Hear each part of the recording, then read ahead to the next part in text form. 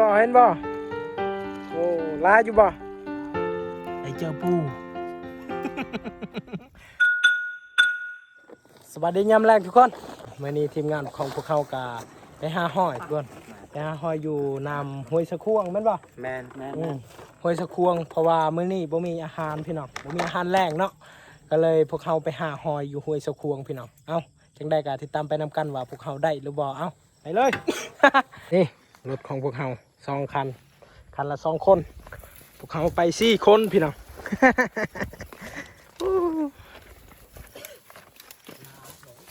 เอาทีมงานของพวกเขาไปหาหอยอยู่ห้วยสะควง อันนี้จะเป็นหน้าข้าเจ้าได้หนีได้ แต่ว่าข้าเจ้าบริเฮ็ดแล้วนี่เห็นบอกดูฝุ่นเต็มน้ำเลยโอ้ยบรรยากาศยามแรงนี่คักอะไรพี่น้องเสียงนกพร้อมธรรมศาสตร์อะไรอยู่นี่บ่หอยบ่มีบ่โอ้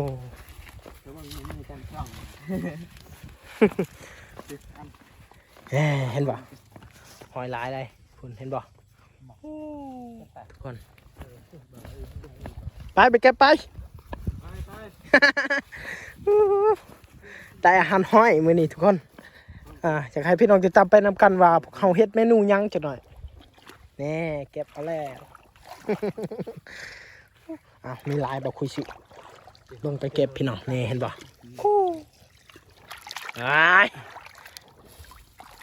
พี่น้องนี่เห็นป่ะนี่บรรยากาศทุกคนเอ้ย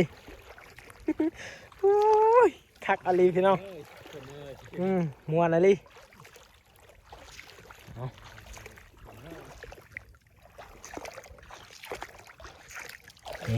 ี่หอยได้นี่ได้เห็นป่ะ ได้แล้วจะขึ้นแล้วพวกนี้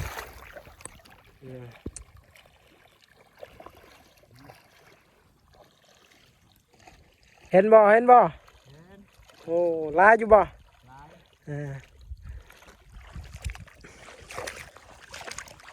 จะได้ไอ้บ่าวเสื้อสีขาวนี่ไล่ดูบ่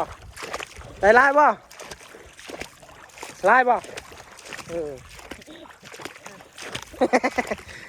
เสื้อสีขาวแต่ผมแดงได้พี่น้อง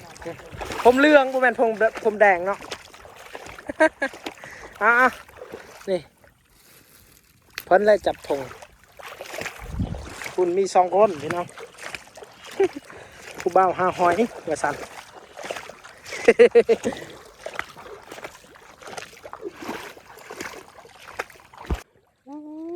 ธรรมชาติพี่น้องงามมาเลยเห็นบ่นี่ได้บ่เป่าคิดอันนี้จะเป็นเบาคิดเนาะเพิ่นก็เฮ็ด YouTube คือกันชื่อซองได้ชื่อซองเบาคิดปันลาบ่พาพี่น้องติดตามได้เด้อเพิ่นก็เฮ็ด YouTube คือกันชื่อซองว่าเบาคิดปันลาอยากให้พี่น้องติดตามไปนำกันว่าเพิ่นเฮ็ดแบบใดเนาะมาเขาเยอะกันโอ้เจอปูพี่น้อง ใช่โอ้นี่ไอเจอปู เอาฮาซิกาเอาอยู่บ่เนาะเอาเบิ่งเจ้ากาบ่นี่เบิ่งเบาคิดกาเนาะให้เพื่อนเอานี่เอาไปแล้วโอ้ย เรียบร้อยทุกคนได้ป่ะได้นี่ เบาคิดเก่งได้เบาคิดได้พาติดตามซ่องเลยเด้อพี่น้องเอ้ยเอานี่ทีมงานของพวกเขาหาห้อยมื้อนี้ทุกคนเลยบ่มีอาหารเนาะ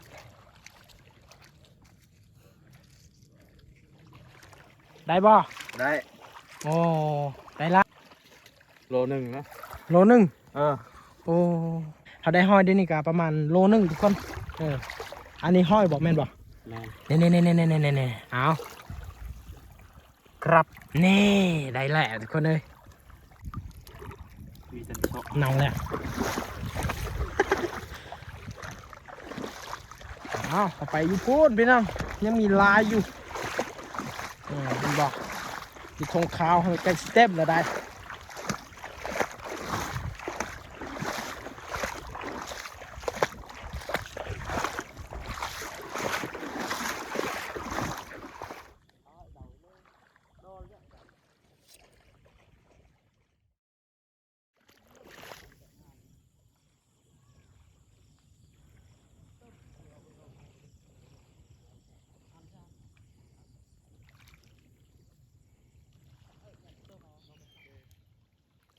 ตัวนี้ก็ห้อยมาได้คันว่าเฮาหาบ่ละเอียดนี่ก็เฮาคิดว่าขี้ต้มแต่ที่จริงเป็นห้อยพี่น้องเห็นบ่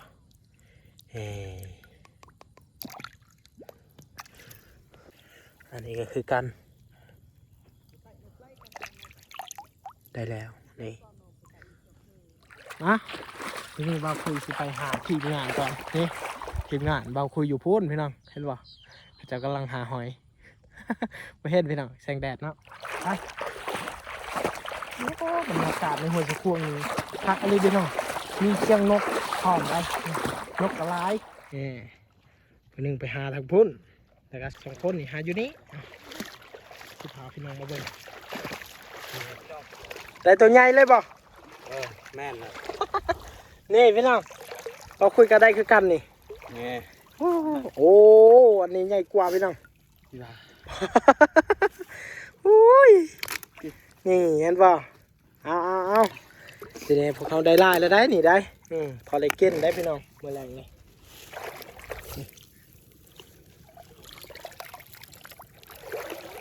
ตัวน้อยเอาบ่ตัวน้อยบ่หรือว่าบ่เอา